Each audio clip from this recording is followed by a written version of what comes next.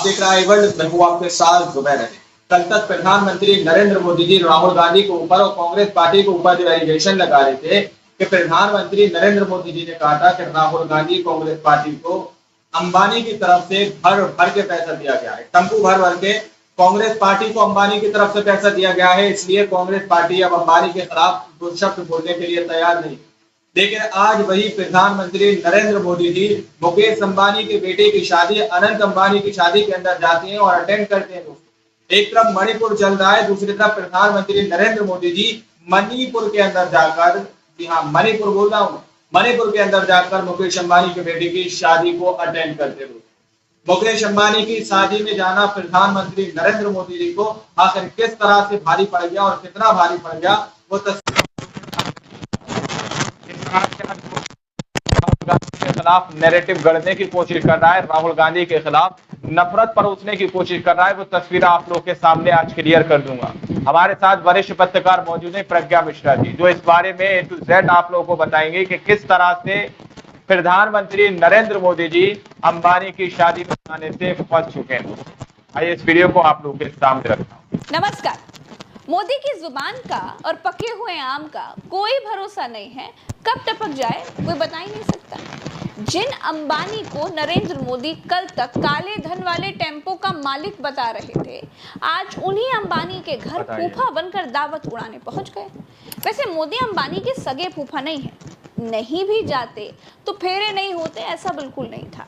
देखिए, मैंने पहले ही कहा है, मोदी की जुबान का, उनके काम का और पके हुए आम का कोई भरोसा नहीं। चलिए अब दो बातें, या तो नरेंद्र मोदी ने भारत देश के लोगों से झूठ बोला कि अंबानी राहुल गांधी को टेम्पो में भरकर काला धन भेजते हैं, या तो मोदी खुद काला धन का रैकेट चलाने वालों से मिले हुए हैं और उनके यहाँ दावत उड़ाते हैं। देखिए क्या होता है प्रज्ञा जी, जब आपको हार सामने दिखती हो और आपके पास कोई तर्क नहीं तो आदमी कुतर्कों पे उतर आता है, और कुपड़ आदमी यदि कुतर्क दे तो वो अति भयंकर होता है। जब उन्हें कुछ नहीं मिला, उन्होंने कांग्रेस का अकाउंट फ्रीज किया। उन्हें लगा कि ये रास्ते पे आ जाएंगे, चुनाव लड़ने की स्थिति में नहीं रहेंगे, लेकिन लोग कांग्रेस के लिए चुनाव लड़ रहे थे। मैं आपको महाराष्ट्र की यदि बात बताऊं, क्योंकि मैं महाराष्ट्र में टूर कर रहा था तब, तो एक जगह एक सांसद की रैली थी, तो सांसद रास्ते में देखा कि रास्ते पे लोग खड़े हैं। हम भी उसी सांसद की गाड़ी से ही जा रहे थे, मतलब जो उम्मीदवार था कांग्रेस का, इंडिया गठबंधन का, तो उसके गाड़ी के साथ हमारी गाड़ी भी थी। तो रास्ते में एक जगह जमाव दिखा उसको रोड पे, तो उसमें गाड़ी रोकी, क्योंकि चुनाव के टाइम पे नेता अक्सर ऐसे करते कि भाई किसी को हॉस्पिटल पहुंचाना हो तो एकदम उसी को खबर बनवाते हैं। तो उसको लगा क्या हो गया जमाव रास्ते पे, तो वो उतरा तो हम भी गाड़ी से उतर के भागे कि क्या क्या माजमा है। तो उन्हें लोगों को कहा कि क्या हो गया, बोला कुछ नहीं साहब, रैली के लिए जाइए आप। नहीं, बोला आप क्यों खड़े हैं, बोले हम गाड़ी का इंतजार कर रहे हैं। बोले मैं समझा नहीं, बोले साहब हम जानते हैं कि कांग्रेस का अकाउंट फ्रीज किया हुआ है, आपके पास पैसे तो होंगे नहीं, लेकिन गांव वालों ने तय कर लिया कि आपकी रैली में आना है, तो हमने चंदा करके एक टेम्पो हायर किया है। अब वो टेम्पो लगातार चक्कर काट रहा है, तो बहुत सारे लोग चले गए, अभी 2 ट्रिप के लोग बैठे हैं, तो हम इंतजार कर रहे हैं वो भी आए, तो तब तक हम भी पहुंच जाएंगे, आप पहुंचते। ये क्या है, ये पीपल्स पार्टिसिपेशन जिसको हम कहते हैं। लोग स्वयं भू पार्टिसिपेट कर रहे थे। क्यों कर रहे थे? क्योंकि लोगों को पता पड़ गया कि अकाउंट फ्रीज हो गए। भाई चुनाव के दौरान आप किसी का अकाउंट फ्रीज करो, किसी के यहाँ रेड करो, भाई राहुल गांधी का चॉपर 3-3 बार चेक होता है कि आपके पैसा तो नहीं जा रहा है। और वहां कोल्हापुर में वीडियो आते हैं, एक नाथ शिंदे का चॉपर लैंड होता है और उसमें से बैग ही बैग निकलते हैं, कोई पूछने वाला नहीं है। तो सबको पता है कि ईडी, सीबीआई, इनकम टैक्स का कैसा वन वे यूज हुआ है। तो इसका बावजूद लोग इससे चिढ़ गए, और चिढ़ने के कारण जो लोग मोदी की विचारधारा के साथ उनको लग रहा था कुछ होगा, वो भी एंटी मोदी हो गए। खासकर मोदी जी का वो कहना कि गले का मंगलसूत्र उतार के तुमको उसको दिया जाएगा और घर के भैंस खोल के दी जाएगी, लोग बीजेपी सिंपथाइजर भी बोले यार ये बहुत ज्यादा हो गया। अब मोदी जी वो मोदी जी के पास कुछ नहीं बचा है, बस यही करेंगे। और फिर मोदी जी ये भूल गए कि उन्होंने क्या किया। ये मैं हमेशा एक कहानी सुनाता हूँ इसके साथ रिलेटेड, जो ऐसी ही कि एक आदमी साइंस का लेक्चरर स्कूटर लेके जंगल से निकला, और बीच रात का टाइम सुनसान, कोई दिख नहीं रहा था, आगे पीछे गाड़ी बंद हो गई। उसने खूब प्रयास किए, नहीं। फिर उसको गाड़ी में पेट्रोल है कि नहीं इसका डाउट आया, तो पेट्रोल देखने के लिए उसने क्या किया, माचिस जला के टंकी के पास गया और एकदम मुंह में भड़का गया। अब लोग कहे कि भाई ये साइंस का लेक्चर है, इसको मालूम है पेट्रोल के पास आग जलाना मना है, वो जो भाप है पेट्रोल की, जो ऊपर से जो फ्यूम्स निकलते हैं वो तुम्हारा चेहरा जला देगी। ऐसा मूर्खतापूर्ण काम क्यों किया? ये मूर्खतापूर्ण काम इसलिए किया क्योंकि वो जिस सिचुएशन में था उसमें उसके पास कोई मतलब उसका दिमाग काम करना बंद कर दिया कि अंधेरी रात है, स्कूटर चालू नहीं हो रहा है, कहीं से मदद नहीं आ सकती, तो उसने ये बड़ी गलती कर ली। तो ये सिचुएशन है। जब मोदी जी ने देखा कि जनमानस साथ नहीं है, चुनाव हार रहे हैं, कहीं से वापस आने के चांस नहीं दिख रहा है, तो फिर क्या करो? अडानी अंबानी का ही नाम ले लो कि ये चुनाव लड़ रहे ना, कहां से पैसा आया होगा? अडानी अंबानी ने दिया होगा।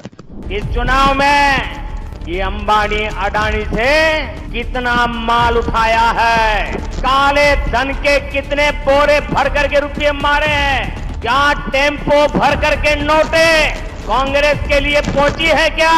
भले उम्र और अनुभव कम हो, लेकिन राहुल गांधी मोदी से 100 गुना ज्यादा मैन ऑफ वर्ड्स निकले। जिनका विरोध किया, उनकी बारात में रसगुल्ला खाना उनको गवारा नहीं था, इसीलिए नहीं गए। बारात में बट रही 2 करोड़ की घड़ियां राहुल गांधी को खींच नहीं पाई, और यही अंतर राहुल गांधी और नरेंद्र मोदी में है। राहुल गांधी पूंजी और पूंजीपति के लिए लार टपकाते हुए पैसों के पेड़ अंबानी की शादी में नहीं गए।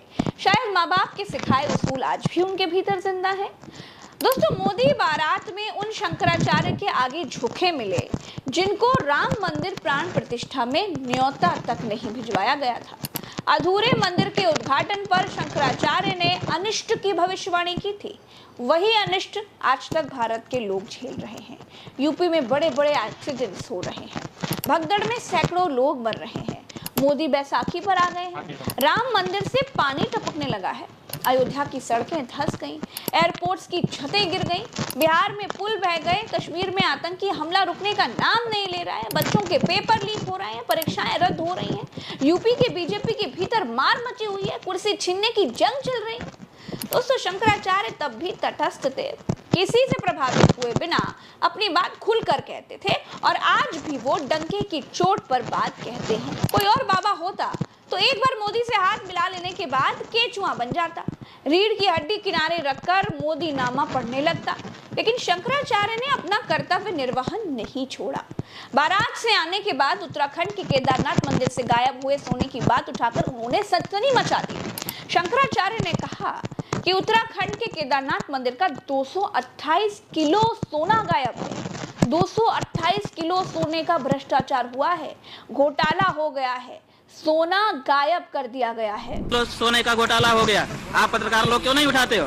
तो जब वहाँ पर घोटाला हो गया तो अब आप दिल्ली में केदारनाथ बना लोगे, वहाँ पर फिर दूसरा घोटाला करोगे। 228 किलो सोना केदारनाथ से गायब कर दिया गया, ये कहाँ का नियम है? क्यों नहीं उठाते हो प्रेस वाले इस बात को? आज तक कोई जांच तक नहीं बैठाई गई। 228 किलो सोना का घोटाला केदारनाथ में हो गया, कौन जिम्मेदार है? क्यों इस बारे में जांच नहीं होती है? क्यों भाई इस बारे में निर्णय नहीं होता है? और अब आप कहेंगे हम दिल्ली में ही केदारनाथ बना लेंगे, ये नहीं। दोस्तों, भारत के मंदिरों से इतनी बड़ी मात्रा में सोना पहली बार अंग्रेजों ने लूटा था। अब बीजेपी सरकार में लूटने के आरोप लग रहे हैं। आखिर क्या हुआ सोने का? देश के सबसे बड़े शंकराचार्य को मीडिया में आकर ये मुद्दा उठाना पड़ रहा है, बड़े शर्म की बात है। और उससे ज्यादा शर्म की बात उस सरकार के लिए है जो राष्ट्रवादी है, जो डबल इंजन की सरकार है, जो धर्म के नाम पर भड़काकर और डराकर वोट लेती है। वो मंदिर से गायब हुए सोने पर शंकराचार्य को स्पष्ट जवाब आखिर क्यों नहीं देती? बीजेपी के खुद के विधायक ये मानने लगे हैं दोस्तों कि मोदी की सरकार में डिग्री लेने से कुछ नहीं होगा, मोटरसाइकिल का पंचर बनाना ही सीखना पड़ेगा। ये बीजेपी के विधायक पन्ना लाल शाह मध्य प्रदेश के गुना से चुने गए हैं। याद रखिए, मध्य प्रदेश कौन है? मध्य प्रदेश वही राज्य है जहां बम्पर डबल इंजन की सरकार है। ये की डिग्री से कुछ होने वाला नहीं है। मोटरसाइकिल के पंचर की दुकान खोल लेना, जिससे कम से कम अपनी जीवन यापन चलता है। दोस्तों, उत्तर प्रदेश में बीजेपी अपने शासन के अंत की तरफ है। योगी आदित्यनाथ को सत्ता से उखाड़ फेंकने की कोशिशें बीजेपी के भीतर से ही होने लगी हैं। योगी आदित्यनाथ का हटना तय है। आज नहीं तो 2027 में बीजेपी के बोरिया बिस्तर उठाने की तैयारी जनता भी कर चुकी है। यूपी के मुख्यमंत्री का इस सूरत में या फिर उस सूरत में बदलना तो तय है। बीजेपी के घड़ा कितना भर चुका है उसको केशव प्रसाद मौर्य की इस बात से समझिए। मैं सदा कहता था और आज इस प्रदेश कार्य समिति में मैं संगठन के वरिष्ठता हमारे देश में और प्रदेश के नेतृत्व के सामने कह रहा हूं, संगठन सरकार से बड़ा है।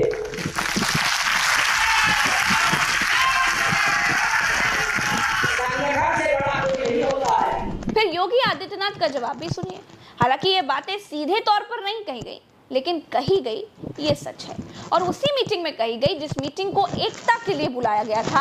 हारे क्यों इसका मंथन करने के लिए बुलाया गया था। ब्लॉक प्रमुख हो या चेयरमैन, महापौर हो या जिला पंचायत अध्यक्ष, विधायक हो या विधान परिषद सदस्य, लोकसभा के हमारे माननीय सांसद हो या फिर राज्यसभा के माननीय सांसद, इन सबको संगठन के साथ बेहतरीन तालमेल बना करके संगठन जिसको तय करे उसके साथ खड़ा होकर के प्राणपण से जुट करके कमल चुनाव चिन्ह को विजयी बनाने के संकल्प के साथ अगर हम आगे बढ़ेंगे तो आपका भी सम्मान होगा, सर्वत्र सम्मान भी मिलेगा।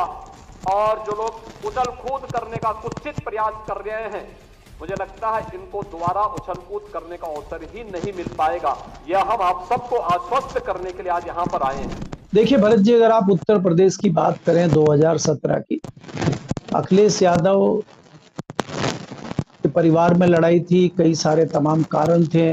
जिस प्रकार से लोग थोड़े से मान के चलते थे कि मुस्लिम जो समाज है वो थोड़ा सा हावी था, उससे कहीं ना कहीं कुछ लोग त्रस्त थे। और भारतीय जनता पार्टी जिस तरह से सेंटर में आई थी और जिस तरह से जुमलेबाजी भारतीय जनता पार्टी की चल रही थी, लोगों में जोश था।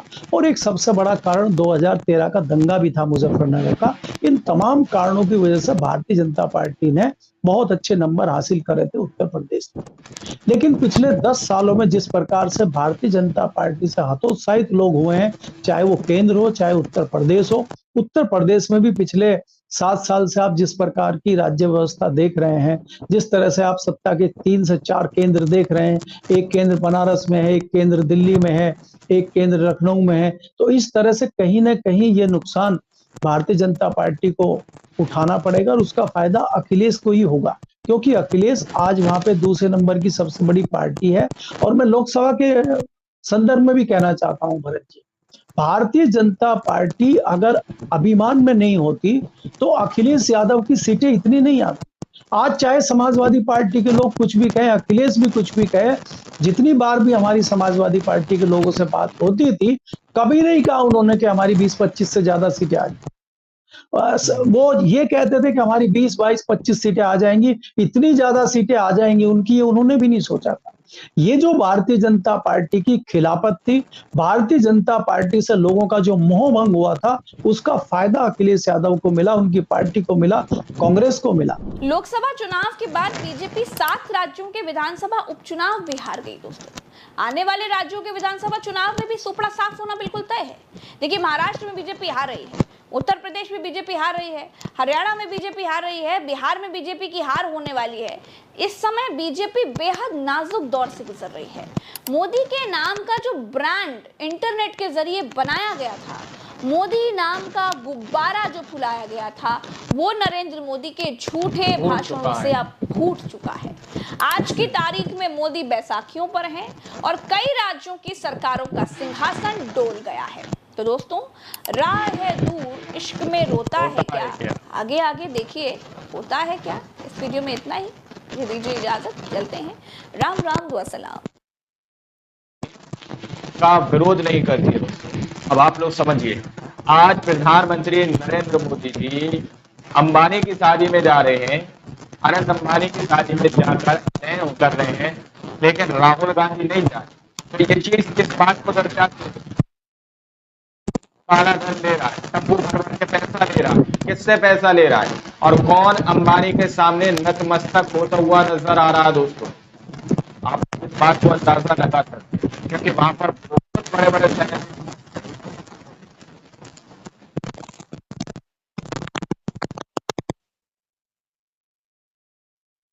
नहीं जाएंगे और राहुल गांधी नहीं। राहुल गांधी खाली वीडियो भी सामने निकल कर आया था जिसमें वो आम जनता से जब रूबरू हो रहे थे तो उन्होंने कहा था कि तुम लोग मत रहे हो।